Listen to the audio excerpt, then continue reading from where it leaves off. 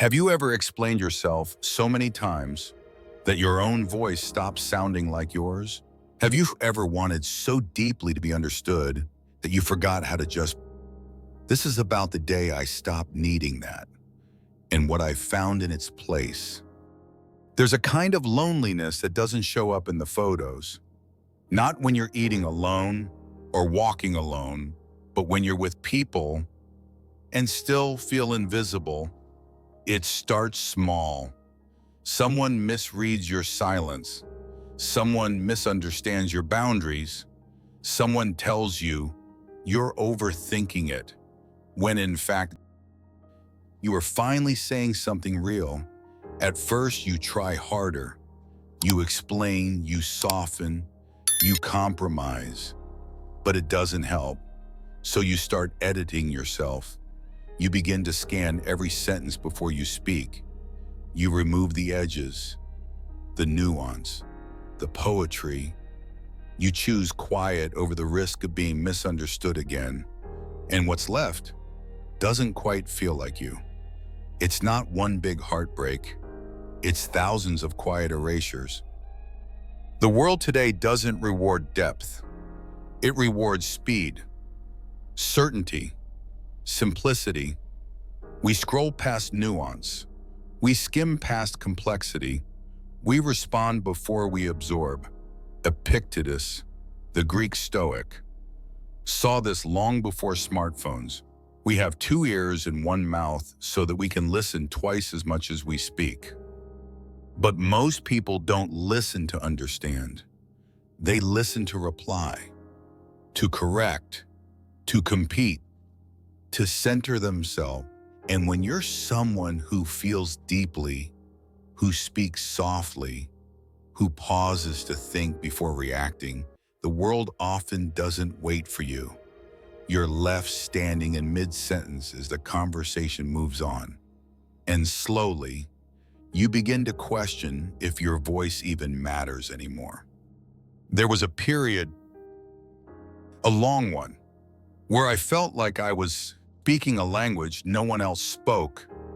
I remember sitting at my kitchen table, 3 a.m., city lights bleeding through the window, typing out a message on my phone, trying to explain to someone why their words had hurt me. Backspace, rewrite, rephrase. Maybe if I say it this way, they'll understand. I spent an hour writing that message. I read it 5 times. I sent it. They replied, "Why are you making this such a big deal?" My stomach dropped. Not because they didn't agree, but because they didn't even try to understand. That was the moment something cracked. I didn't have the words for it yet, but a part of me whispered, maybe it's not my job to keep translating myself for people who don't want to listen. It was a Sunday, late autumn, the kind of day where the wind is just cold enough to make you zip up your jacket all the way. I was walking through the park alone, watching leaves tumble across the pavement. Like they had somewhere to be. I sat on a worn wooden bench under a half-bare tree. No music, no phone, just my breath and the wind. And the thought came, not like lightning, but like mist. What if I don't need to be understood today? Not forever, just today. What if I didn't explain my silences? What if I didn't justify my boundaries?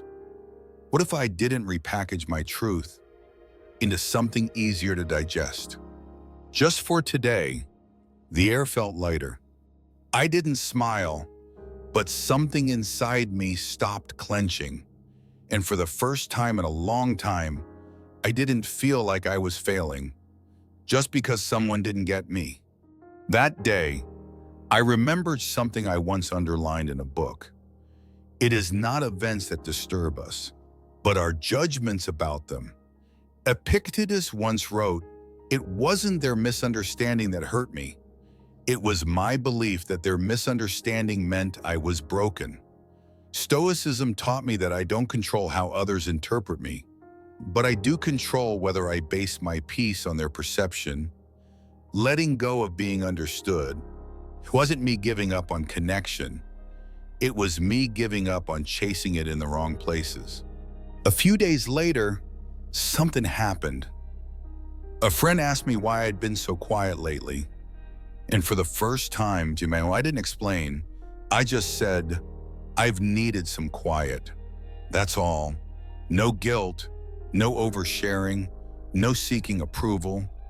They nodded. We sat in silence. And you know what? It was enough.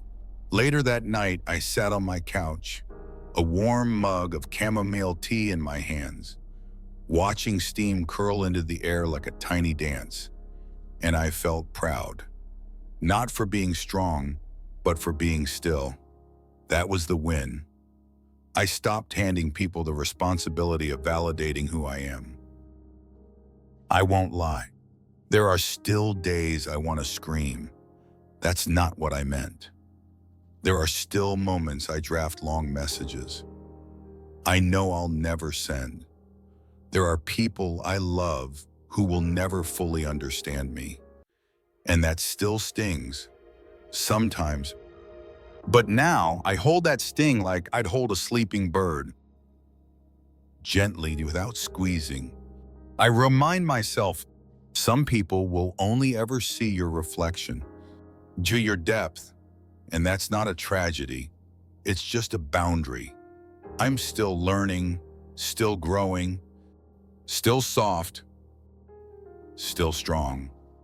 If you're tired of explaining, of shrinking, of being seen only in fragments, let this be your permission slip. You don't have to be understood to be valid. You don't have to be agreed with to be at peace. You can just be right here as you are. That's enough.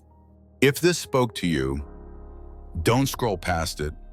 Like this video, share it with someone who over-explains themselves, and subscribe to Bare Soul Notes. And for more reminders that you're not alone in your quiet, this isn't just a channel, it's a space where silence isn't shame and softness isn't weakness. Come sit with us.